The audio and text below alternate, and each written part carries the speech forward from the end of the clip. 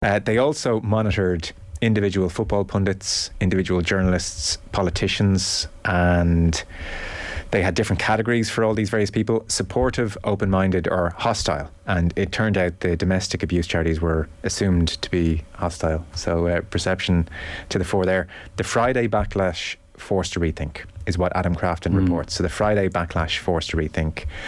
He also speculates that they were wary of delaying their statement beyond today because they know that Gary Neville was opposed to the decision to keep Greenwood at the club, and presumably they didn't want him holding court for the guts of half an hour on Monday Night Football. Yeah. So again, these were the real, so I don't want to say real, these were certainly, as Adam Crafton understands it, some very significant considerations on Manchester United's part. Like Adam as well goes into the decision to delay the announcement as a subheading in this article, and he says that beat reporters who cover United on their pre-season tour were told to expect an unspecified verdict on Greenwood before the first Premier League game, which is on Monday, August 14th.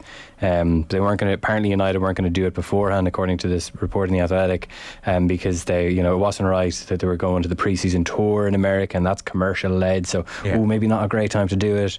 And then, we've got 3 Manchester United players with England at the World Cup. It wouldn't be right to bring it out with them without, United will say engage. There was a Guardian report that said consult.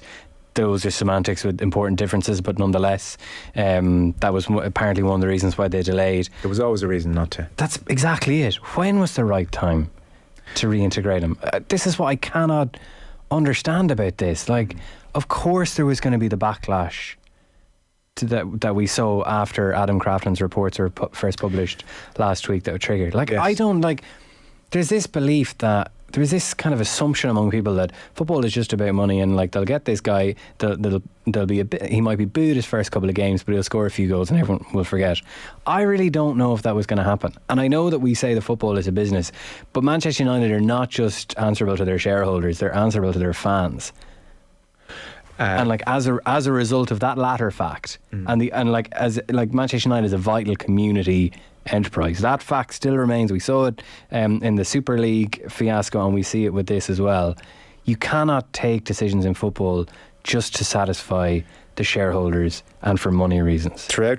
And I cannot believe certainly bringing him back, plans to bring him back were so advanced, and then this U-turn would certainly lead you to believe that Manchester United changed their mind over this backlash. How did they not see this backlash coming?